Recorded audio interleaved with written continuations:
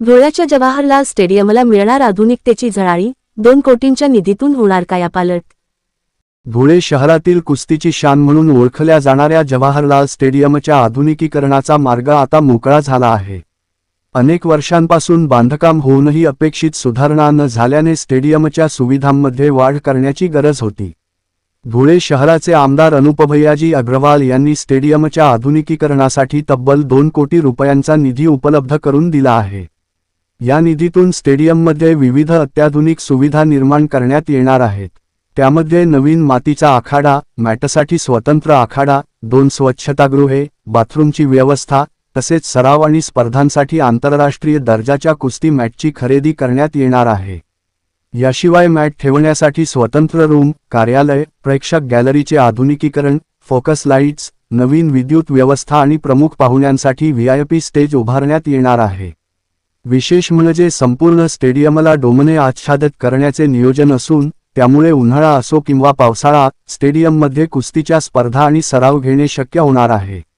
स्टेडियमवर boring, sound सिस्टीमसह इतर आवश्यक कामे देखील करण्यात येणार असून संबंधित कामे लवकरच पूर्ण होतील, असा विश्वास व्यक्त करण्यात आला आहे। ही माहिती धुळे तालुका तालीम संघाचे अध्यक्ष रवींद्र आढाव उर्फ गुड्या पहलवान यांनी दिली आहे। यावेळी धुळे जिल्हा राष्ट्रीय तालीम संघाचे अध्यक्ष तसेच धुळे जिल्हा व तालुका तालीम संघाचे पदाधिकारी, प्रतिनिधी, वस्ताद, कुस्तीगीर आणि कुस्तीप्रेमी उपस्थित होते। धुळ्याच्या मातीतून अनेक नामवंत मल्ल घडले आहेत। आता आधुनिक सुविधांनी सजलेल्या जवाहरलाल स्टेडियममुळे धुळ्याच्या कुस्तीला आणखी मोठी झेप मिळणार का, याकडे संपूर्ण कुस्ती विश्वाचे लक्ष लागले आहे। 2 कोटी रुपयाचं हे स्टेडियम आहे। हे बंदिस्त हॉल आहे, डोम।